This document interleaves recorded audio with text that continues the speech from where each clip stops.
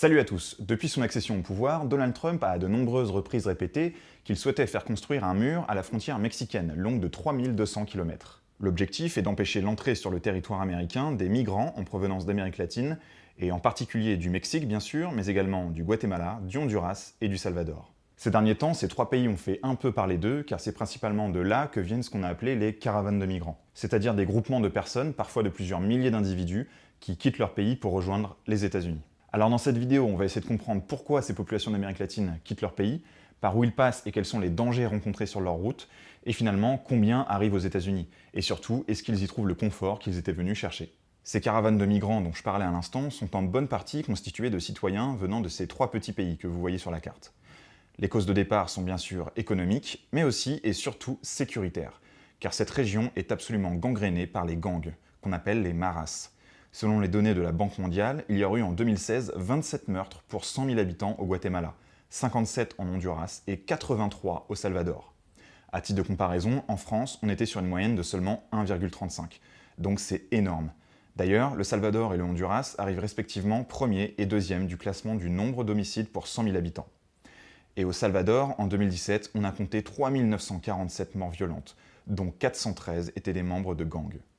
En termes d'effectifs, en 2012, on estimait qu'il y avait 144 membres de gangs pour 100 000 habitants au Guatemala, 141 en Honduras et 322 au Salvador. Au Salvador, on estime qu'un 12e de la population dépend financièrement directement des activités des gangs. Alors on voit que la situation est à chaque fois beaucoup plus critique au Salvador.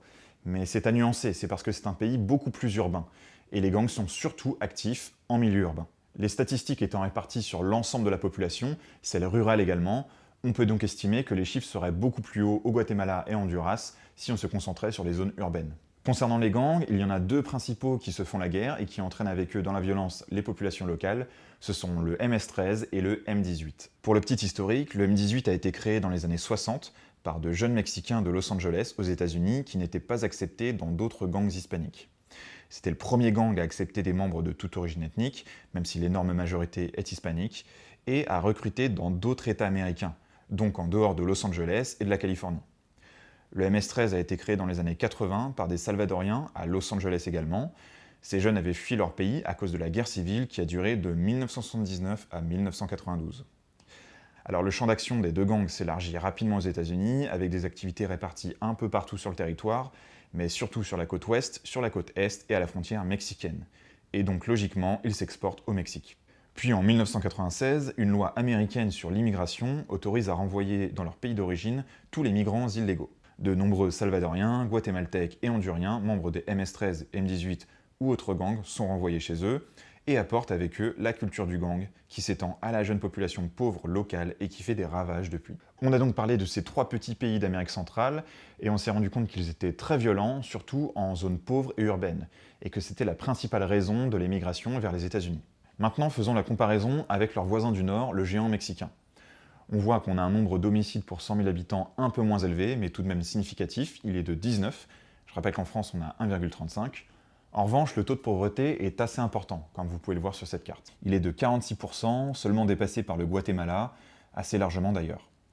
Le Mexique n'est pas épargné par les gangs non plus, mais en plus de ça, une grande partie du territoire est dominée par les fameux cartels mexicains, qui contrôlent le commerce de drogue dans la région.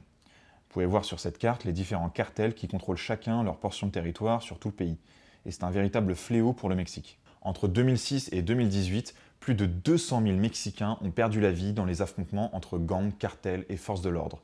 Et l'année 2017 a été la plus meurtrière avec 29 000 morts. Les cartels sont en perpétuel affrontement, ils sont souvent mieux armés et plus riches que les forces de sécurité, et bien évidemment, ils contrôlent les zones traversées par les migrants.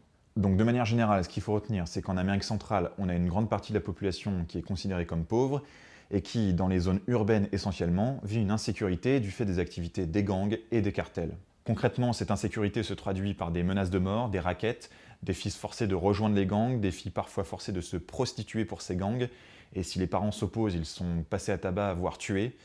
Et donc, la conséquence de tous ces facteurs est l'émigration. Intéressons-nous donc maintenant un peu aux routes migratoires. Voici les principales routes empruntées.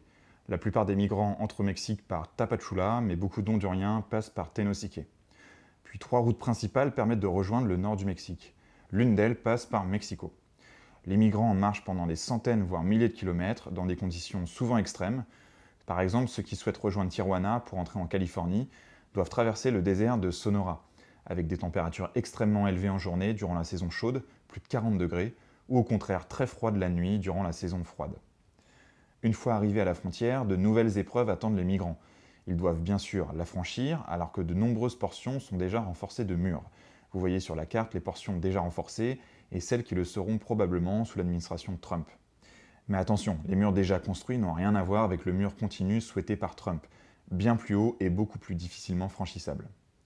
Ensuite, la Border Patrol, agence fédérale de police, est là pour intercepter les migrants lors de la pénétration sur le territoire américain.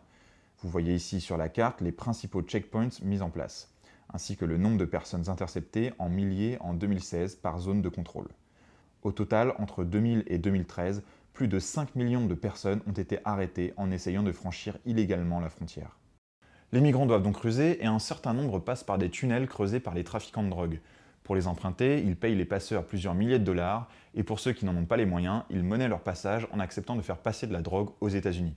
D'ailleurs, comme vous pouvez le voir sur cette carte, les principaux points de passage de migrants clandestins coïncident largement avec les principaux points de passage de drogue. Et malheureusement, de nombreux migrants trouvent la mort dans cette traversée, notamment dans la partie américaine du Sonora, en Arizona. Et pour ceux qui parviennent à passer sans encombre, la vie ne devient pas rose du jour au lendemain. Déjà, beaucoup ne parviennent pas à obtenir de papiers. Si on prend l'exemple des Mexicains, sur les 11,6 millions vivant aux États-Unis en 2014, la moitié sera entrée sur le territoire sans documents légaux.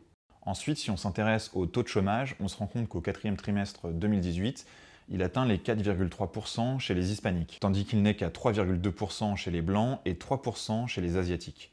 Les Afro-Américains restent les plus mal lotis, avec un taux à 6,1%. Alors ce taux de 4,3% chez les hispaniques ne paraît pas forcément plus élevé que chez les autres, mais il concerne évidemment les personnes recensées et présentes légalement sur le territoire américain. Étant donné qu'un grand nombre sont illégaux, on peut donc facilement imaginer un taux bien plus supérieur de personnes inactives en réalité, puisqu'il est logiquement plus difficile de trouver un emploi lorsqu'on est un migrant illégal. Maintenant, essayons un peu de comparer les stats entre Mexicains et autres Centro-Américains. Vous avez ici le nombre de personnes ayant obtenu un statut de résident permanent aux États-Unis en 2017. Les Mexicains sont largement devant, et si on les isole et qu'on les compare à toutes les autres nationalités entrant sur le territoire américain, ils sont toujours devant, et ce depuis au moins 1990, on le voit sur ce graphique. Ensuite, si on prend les États américains frontaliers avec le Mexique, on voit que ce sont encore les Mexicains qui composent l'énorme majorité de la population présente illégalement sur le territoire américain. On n'a pas la donnée pour chaque État concernant le Honduras, le Guatemala et le Salvador, mais ça ne dépasse pas les 6% pour les stats que l'on connaît.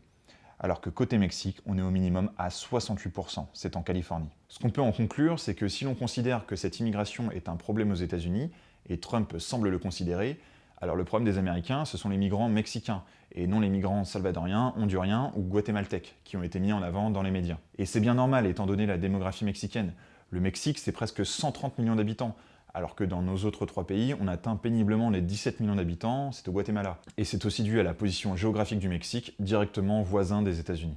Mais si on se place du point de vue des pays émetteurs de migrants, on se rend compte que c'est dans nos 3 petits pays que l'évolution du nombre de migrants est la plus forte. Voici la liste des 15 pays pour lesquels la population de migrants aux États-Unis a le plus augmenté entre 2010 et 2017. On les y retrouve tandis que le Mexique n'y figure même pas, puisque cette donnée est en baisse de son côté. Tout ça montre une augmentation des problèmes engendrant l'émigration ces dernières années depuis le Salvador, le Honduras et le Guatemala. Donc dans notre cas, la pauvreté et malheureusement les violences. C'est tout pour aujourd'hui, merci d'avoir regardé la vidéo, j'espère qu'elle vous a plu. Si c'est le cas, n'hésitez pas à la liker, à la commenter, à la partager et n'hésitez pas non plus à vous abonner en activant la cloche des notifs pour être prévenu quand je sors une nouvelle vidéo, c'est super important. Sinon, il y a toujours le lien de mon Tipeee si vous voulez me faire un don. Et en attendant, je vous dis à la prochaine pour une nouvelle vidéo. Salut!